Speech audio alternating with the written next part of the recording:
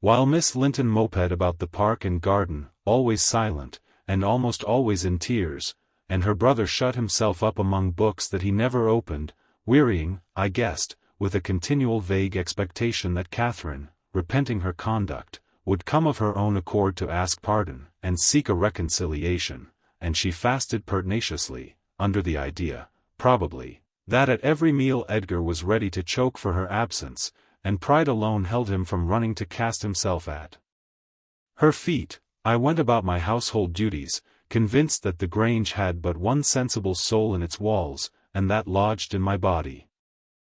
I wasted no condolences on Miss, nor any expostulations on my mistress, nor did I pay much attention to the sighs of my master, who yearned to hear his lady's name, since he might not hear her voice. I determined they should come about as they pleased for me, and though it was a tiresomely slow process, I began to rejoice at length in a faint dawn of its progress, as I thought at first. Mrs. Linton, on the third day, unbarred her door, and having finished the water in her pitcher and decanter, desired a renewed supply, and a basin of gruel, for she believed she was dying. That I set down as a speech meant for Edgar's ears, I believed no such thing, so I kept it to myself and brought her some tea and dry toast. She ate and drank eagerly, and sank back on her pillow again, clenching her hands and groaning. "Oh, I will die," she exclaimed, "since no one cares anything about me. I wish I had not taken that." Then a good while after I heard her murmur, "No, I'll not die, he'd be glad, he does not love me at all, he would never miss me." "Did you want anything, ma'am?" I inquired, still preserving my external composure, in spite of her ghastly countenance and strange, exaggerated manner. "What is that apathetic being doing?" she demanded, pushing the thick entangled locks from her wasted face. "Has he fallen into a lethargy, or is he dead?" "Neither," replied I, "if you mean Mr. Linton. He's tolerably well, I think, though his studies occupy him rather more than they ought. He is continually among his books, since he has no other society." I should not have spoken so if I had known her true condition, but I could not get rid of the notion that she acted a part of her disorder. "Among his books," she cried, confounded. "And I dying. I on the brink of the grave. My God!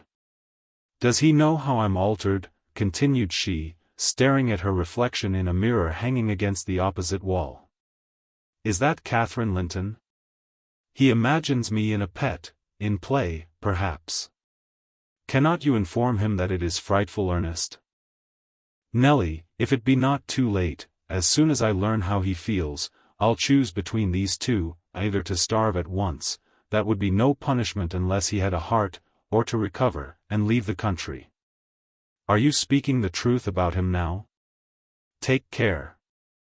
Is he actually so utterly indifferent for my life?" "Why, ma'am," I answered, "the master has no idea of your being deranged, and of course he does not fear that you will let yourself die of hunger." "You think not?" "Cannot you tell him I will?" she returned. "Persuade him. Speak of your own mind, say you are certain I will." "No, you forget, Mrs. Linton," I suggested, "that you have eaten some food with a relish this evening, and tomorrow you will perceive its good effects." "If I were only sure it would kill him," she interrupted, "I'd kill myself directly. These 3 awful nights I've never closed my lids, and oh, I've been tormented. I've been haunted, Nelly. But I begin to fancy you don't like me. How strange. I thought, though everybody hated and despised each other, they could not avoid loving me. And they have all turned to enemies in a few hours. They have, I'm positive, the people here. How dreary to meet death, surrounded by their cold faces." Isabella, terrified and repelled, afraid to enter the room, it would be so dreadful to watch Catherine go. And Edgar standing solemnly by to see it over, then offering prayers of thanks to God for restoring peace to his house, and going back to his books. What in the name of all that feels has he to do with books, when I am dying? She could not bear the notion which I had put into her head of Mr. Linton's philosophical resignation. Tossing about, she increased her feverish bewilderment to madness, and tore the pillow with her teeth, then raising herself up all burning, desired that I would open the window. We were in the middle of winter, the wind blew strong from the northeast, and I objected. Both the expressions flitting over her face, and the changes of her moods, began to alarm me terribly, and brought to my recollection her former illness, and the doctor's injunction that she should not be crossed. A minute previously she was violent, now, supported on one arm, and not noticing my refusal to obey her, she seemed to find childish diversion in pulling the feathers from the rents she had just made, and ranging them on the sheet according to their different species. Her mind had strayed to other associations. "That's a turkey's," she murmured to herself, "and this is a wild duck's, and this is a pigeon's. Ah, they put pigeons' feathers in the pillows, no wonder I couldn't die. Let me take care to throw it on the floor when I lie down. And here is a moorcock's, and this, I should know it among 1,000, it's a lapwing's. Bonny bird, wheeling over our heads in the middle of the moor. It wanted to get to its nest, for the clouds had touched the swells, and it felt rain coming. This feather was picked up from the heath, the bird was not shot, we saw its nest in the winter, full of little skeletons. Heathcliff set a trap over it, and the old ones dared not come. I made him promise he'd never shoot a lapwing after that, and he didn't. Yes, here are more. Did he shoot my lapwings, Nellie? Are they red, any of them? Let me look. Give over with that baby work. I interrupted, dragging the pillow away, and turning the holes towards the mattress, for she was removing its contents by handfuls. Lie down and shut your eyes, you're wandering. There's a mess. The down is flying about like snow. I went here and there collecting it. I see in you, Nellie, she continued dreamily, an aged woman, you have grey hair and bent shoulders.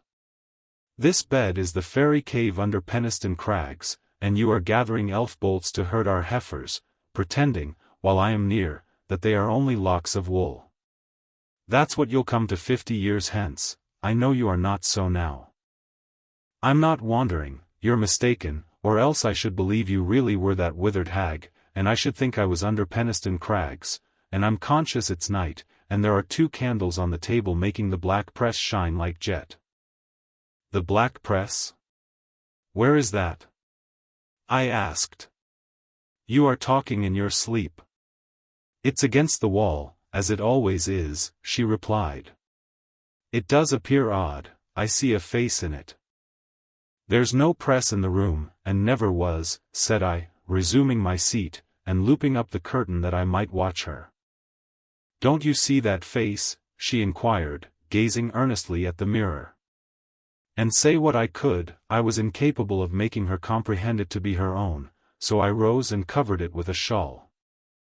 It's behind there still, she pursued, anxiously. And it stirred. Who is it? I hope it will not come out when you are gone. Oh. Nellie, the room is haunted. I'm afraid of being alone. I took her hand in mine, and bid her be composed, for a succession of shudders convulsed her frame, and she would keep straining her gaze towards the glass. There's nobody here. I insisted. It was yourself, Mrs. Linton. You knew it a while since. Myself, she gasped, and the clock is striking 12. It's true, then. That's dreadful. Her fingers clutched the clothes, and gathered them over her eyes. I attempted to steal to the door with an intention of calling her husband, but I was summoned back by a piercing shriek. The shawl had dropped from the frame. Why, what is the matter? Cried I, who is coward now? Wake up. That is the glass, the mirror, Mrs. Linton, and you see yourself in it, and there am I too by your side. Trembling and bewildered, she held me fast, but the horror gradually passed from her countenance, its paleness gave place to a glow of shame. Oh, dear! "I thought I was at home," she sighed. "I thought I was lying in my chamber at Wuthering Heights. Because I'm weak, my brain got confused, and I screamed unconsciously. Don't say anything, but stay with me. I dread sleeping, my dreams appall me." "A sound sleep would do you good, ma'am," I answered, "and I hope this suffering will prevent your trying starving again." "Oh, if I were but in my own bed in the old house," she went on bitterly, wringing her hands. "And that wind sounding in the firs by the lattice. Do let me feel it, it comes straight down the moor, do let me have one breath." To pacify her I held the casement ajar a few seconds. A cold blast rushed through, I closed it, and returned to my post. She lay still now, her face bathed in tears. Exhaustion of body had entirely subdued her spirit. Our fiery Catherine was no better than a wailing child. "How long is it since I shut myself in here?" she asked, suddenly reviving. "It was Monday evening," I replied, "and this is Thursday night, or rather Friday morning, at present." "What? Of the same week?" she exclaimed. "Only that brief time?" "Long enough to live on nothing but cold water and ill temper," observed I. "Well, it seems a weary number of hours," she muttered doubtfully. "It must be more. I remember being in the parlor after they had quarreled, and Edgar being cruelly provoking, and me running into this room desperate. As soon as ever I had barred the door, utter blackness overwhelmed me, and I fell on the floor. I couldn't explain to Edgar how certain I felt of having a fit, or going raging mad, if he persisted in teasing me. I had no command of tongue, or brain, and he did not guess my agony. Perhaps it barely left me sense to try to escape from him and his voice. Before I recovered sufficiently to see and hear, it began to be dawn, and, Nellie, I'll tell you what I thought, and what has kept recurring and recurring till I feared for my reason. I thought as I lay there, with my head against that table leg, and my eyes dimly discerning the grey square of the window, that I was enclosed in the oak-panelled bed at home, and my heart ached with some great grief which, just waking, I could not recollect. I pondered, and worried myself to discover what it could be, and, most strangely, the whole last 7 years of my life grew a blank. I did not recall that they had been at all. I was a child, my father was just buried, and my misery arose from the separation that Hindley had ordered between me and Heathcliff. I was laid alone, for the first time, and, rousing from a dismal doze after a night of weeping, I lifted my hand to push the panels aside. It struck the table top. I swept it along the carpet, and then memory burst in. My late anguish was swallowed in a paroxysm of despair. I cannot say why I felt so wildly wretched. It must have been temporary derangement, for there is scarcely cause. But, supposing at 12 years old I had been wrenched from the heights, and every early association, and my all in all, as Heathcliff was at that time, and been converted at a stroke into Mrs. Linton, the lady of Thrushcross Grange, and the wife of a stranger, an exile, and outcast, thenceforth, from what had been my world. You may fancy a glimpse of the abyss where I grovelled. Shake your head as you will, Nellie, you have helped to unsettle me. You should have spoken to Edgar, indeed you should, and compelled him to leave me quiet. Oh, I'm burning. I wish I were out of doors. I wish I were a girl again, half savage and hardy, and free, and laughing at injuries, not maddening under them. Why am I so changed? Why does my blood rush into a hell of tumult at a few words? I'm sure I should be myself were I once among the heather on those hills. Open the window again wide, fasten it open. Quick, why don't you move? Because I won't give you your death of cold, I answered. You won't give me a chance of life, you mean, she said sullenly. However, I'm not helpless yet, I'll open it myself. And sliding from the bed before I could hinder her, she crossed the room, walking very uncertainly, threw it back, and bent out, careless of the frosty air that cut about her shoulders as keen as a knife.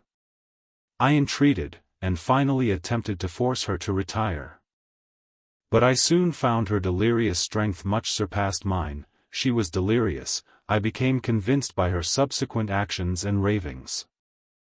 There was no moon, and everything beneath lay in misty darkness. Not a light gleamed from any house, far or near. All had been extinguished long ago, and those at Wuthering Heights were never visible. Still she asserted she caught their shining. "Look," she cried eagerly, "that's my room with the candle in it, and the trees swaying before it, and the other candle is in Joseph's garret. Joseph sits up late, doesn't he? He's waiting till I come home that he may lock the gate. Well, he'll wait a while yet. It's a rough journey, and a sad heart to travel it, and we must pass by Gimmerton Kirk to go that journey. We've braved its ghosts often together, and dared each other to stand among the graves and ask them to come. But, Heathcliff, if I dare you now, will you venture? If you do, I'll keep you. I'll not lie there by myself. They may bury me 12 feet deep, and throw the church down over me, but I won't rest till you are with me. I never will." She paused, and resumed with a strange smile. "He's considering, he'd rather I'd come to him." "Find a way, then. Not through that kirkyard. You are slow. Be content, you always followed me." Perceiving it vain to argue against her insanity, I was planning how I could reach something to rap about her, without quitting my hold of herself, for I could not trust her alone by the gaping lattice, when, to my consternation, I heard the rattle of the door handle, and Mr. Linton entered. He had only then come from the library, and, in passing through the lobby, had noticed our talking and been attracted by curiosity, or fear, to examine what it signified, at that late hour. "Oh, sir!" I cried, checking the exclamation risen to his lips at the sight which met him, and the bleak atmosphere of the chamber. "My poor mistress is ill, and she quite masters me. I cannot manage her at all. Pray, come and persuade her to go to bed. Forget your anger, for she's hard to guide any way but her own." "Catherine ill?" he said, hastening to us. "Shut the window, Ellen." "Catherine. Why?" He was silent. The haggardness of Mrs. Linton's appearance smote him speechless, and he could only glance from her to me in horrified astonishment. "She's been fretting here," I continued, "and eating scarcely anything, and never complaining. She would admit none of us till this evening, and so we couldn't inform you of her state, as we were not aware of it ourselves, but it is nothing." I felt I uttered my explanations awkwardly. The master frowned. "It is nothing, is it, Ellen Dean?" he said sternly. "You shall account more clearly for keeping me ignorant of this." And he took his wife in his arms, and looked at her with anguish. At first she gave him no glance of recognition. He was invisible to her abstracted gaze. The delirium was not fixed, however. Having weaned her eyes from contemplating the outer darkness, by degrees she centered her attention on him, and discovered who it was that held her. "Ah! You are come, are you, Edgar Linton?" she said, with angry animation. "You are one of those things that are ever found when least wanted, and when you are wanted, never. I suppose we shall have plenty of lamentations now. I see we shall, but they can't keep me from my narrow home out yonder, my resting place, where I'm bound before spring is over. There it is, not among the Lintons, mind, under the chapel roof, but in the open air, with a headstone, and you may please yourself whether you go to them or come to me." "Catherine, what have you done?" commenced the master. "Am I nothing to you any more?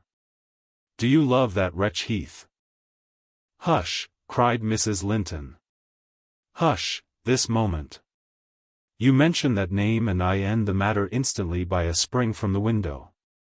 What you touch at present you may have, but my soul will be on that hilltop before you lay hands on me again. I don't want you, Edgar, I'm past wanting you. Return to your books. I'm glad you possess a consolation, for all you had in me is gone." "Her mind wanders, sir," I interposed. She has been talking nonsense the whole evening, but let her have quiet, and proper attendance, and she'll rally. Hereafter, we must be cautious how we vex her. I desire no further advice from you, answered Mr. Linton. You knew your mistress's nature, and you encouraged me to harass her. And not to give me one hint of how she has been these 3 days. It was heartless. Months of sickness could not cause such a change. I began to defend myself, thinking it too bad to be blamed for another's wicked waywardness. I knew Mrs. Linton's nature to be headstrong and domineering, cried I, but I didn't know that you wished to foster her fierce temper. I didn't know that, to humor her, I should wink at Mr. Heathcliff. I performed the duty of a faithful servant in telling you, and I have got a faithful servant's wages. Well, it will teach me to be careful next time. Next time you may gather intelligence for yourself. The next time you bring a tale to me you shall quit my service, Ellen Dean, he replied. You'd rather hear nothing about it, I suppose, then, Mr. Linton, said I. Heathcliff has your permission to come according to Miss, and to drop in at every opportunity your absence offers, on purpose to poison the mistress against you? Confused as Catherine was, her wits were alert at applying our conversation. Ah! Nellie has played traitor, she exclaimed, passionately. Nellie is my hidden enemy. You witch!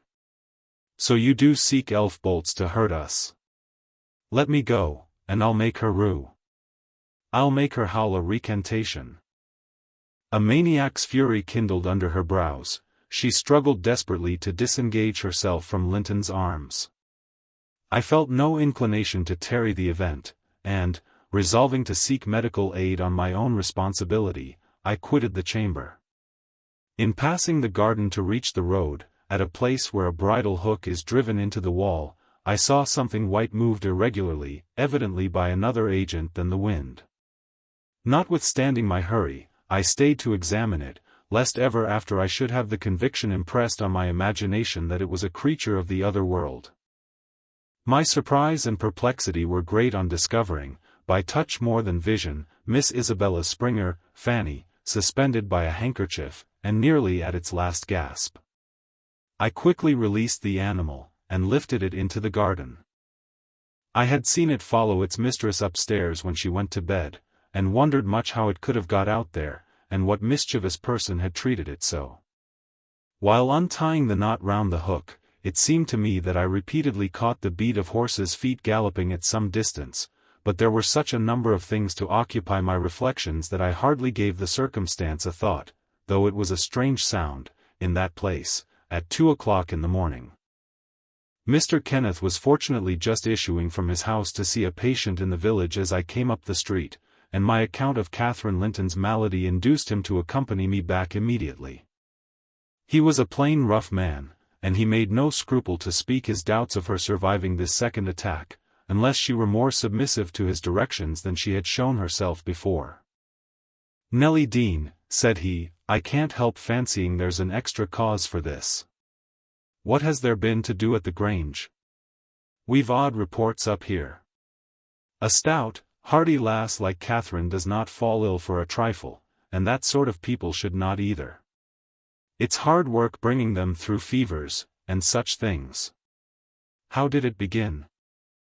The master will inform you, I answered, but you are acquainted with the Earnshaw's violent dispositions, and Mrs. Linton caps them all. I may say this. It commenced in a quarrel.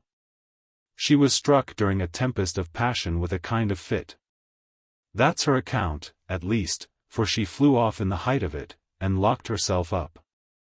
Afterwards, she refused to eat, and now she alternately raves and remains in a half-dream, knowing those about her, but having her mind filled with all sorts of strange ideas and illusions. Mr. Linton will be sorry, observed Kenneth, interrogatively. Sorry?